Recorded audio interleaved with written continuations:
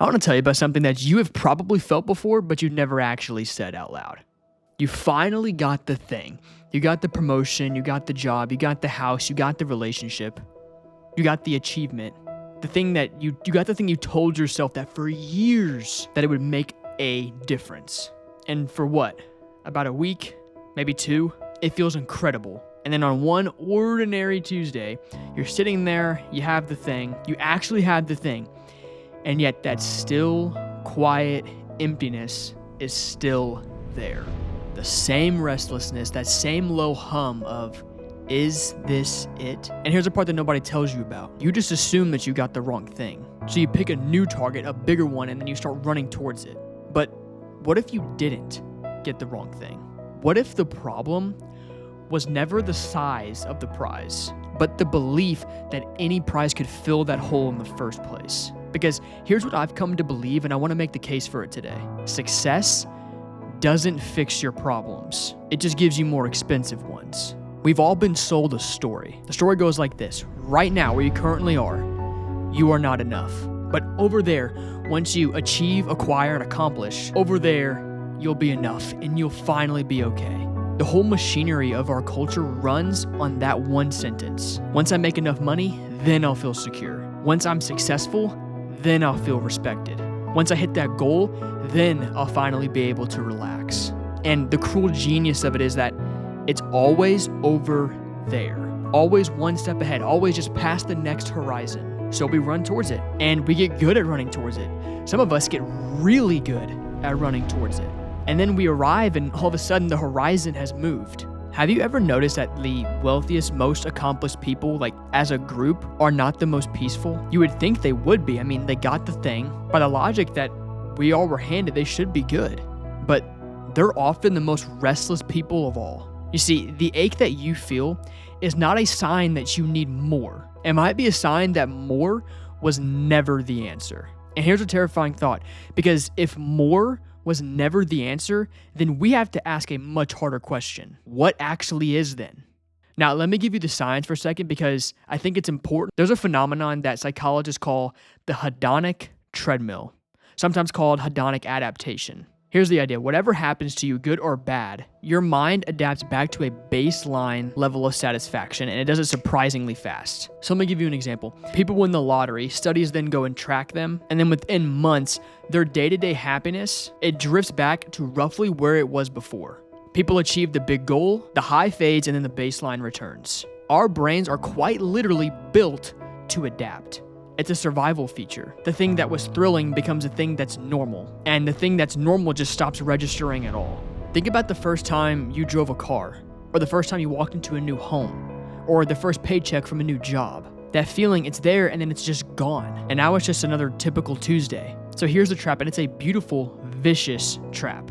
The treadmill convinces you that the next thing will be different, that this time the feeling will stick, but it won't. Not because there's something wrong with you, it's because that is exactly how the machine is designed. You can't win a game whose rules guarantee that the goalposts move the moment you arrive.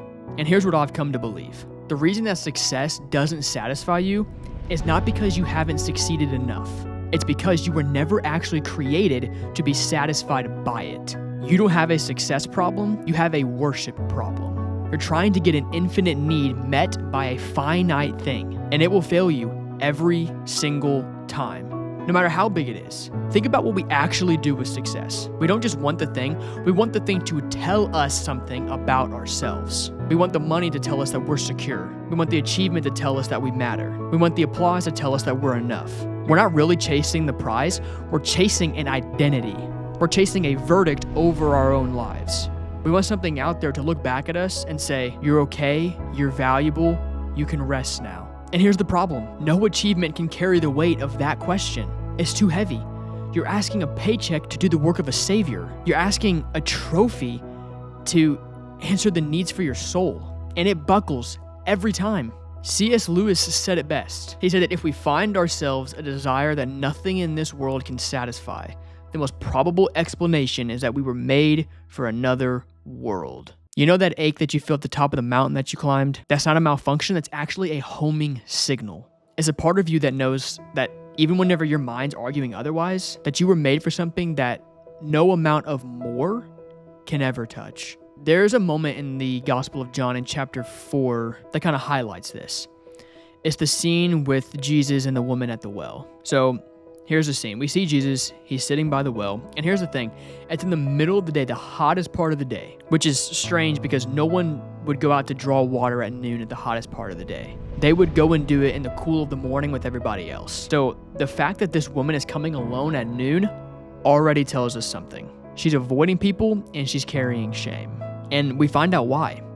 She's had 5 husbands, and she's currently with the man who is not her husband. Now sit with that for a second through everything that we've talked about. This woman kept reaching for the next thing that she thought would finally make her feel whole. Another relationship, another person, another well to drink from. 5 times. 5 times she tried. And here's number 6. She is the human race. She's every one of us. With our promotions, our purchases, our next big goals. Reaching, and still thirsty. He says everyone who drinks from this water will be thirsty again. Read that as a description of the hedonic treadmill written 2,000 years before psychologists could ever name it. Everyone who drinks this water will be thirsty again. The promotion, thirsty again. The relationship, thirsty again. The achievement, thirsty again. But then he says, whoever drinks the water I give will never thirst again. And the word there for that kind of life is Zoe, or Zoe. I'm not 100% sure to pronounce it. It's right there though. It's that word in the Greek. And it doesn't mean mere existence. It means life of a completely different quality. It means a life that's full, a life that doesn't have a source that runs dry. Jesus didn't promise to give the woman a better well. He offered to become her water. And that's the whole difference between chasing the thing and being filled by the one that the thing is pointing towards. And he met her exactly where she was. He didn't shame her. He didn't lecture her about her choices. He just named her thirst and offered the only thing that could ever satisfy it. And here's what gets me every time. She came to that well alone in the scalding heat, shameful and hiding. And then she went back running toward the people that she had been avoiding. And that's exactly what it looks like when your thirst finally gets answered. So what do you actually do with this practically? First, stop interrogating the achievement and start interrogating the appetite. The next time you catch yourself thinking, once I finally get X, then I'll be okay. Pause and ask, have I had or felt this thought before about something that I already have right now? And the truth is you probably have. And that's the treadmill talking, and naming it, it breaks part of its spell. Now the second thing that we're gonna do is we're going to separate the goal from the verdict. Look, it's good to want things. Ambition is not the enemy. Go build the business, pursue the relationship, chase excellence. But notice the difference between I want this and I need this thing to make me feel okay. The first is healthy. The second will quietly run your life into the ground. Want the thing. Don't worship the thing. And then third, find the verdict somewhere stable first. And now this one is the big one. The people I know that can actually enjoy success, the ones who can hold it loosely instead of clutching it desperately, they are the ones who settled the identity question before they got the thing. They already know that they're valued and that they're loved and that they're seen. So the achievement, it gets to be a gift instead of a verdict. It gets to be something they enjoy instead of something that they need. And fourth and lastly, try resting on purpose. Not collapsing from exhaustion, resting on purpose.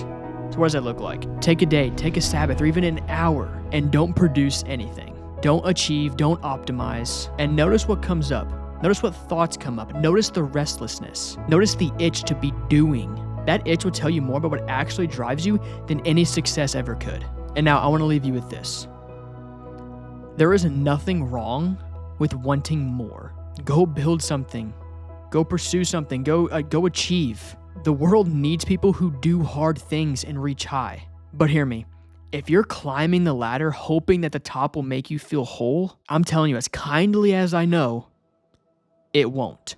Not because you'll fail, but because you might succeed and discover that the view from the top is the loneliest confirmation of all. You see, the ache was never proof that you needed a bigger life. It was always an invitation to a deeper one.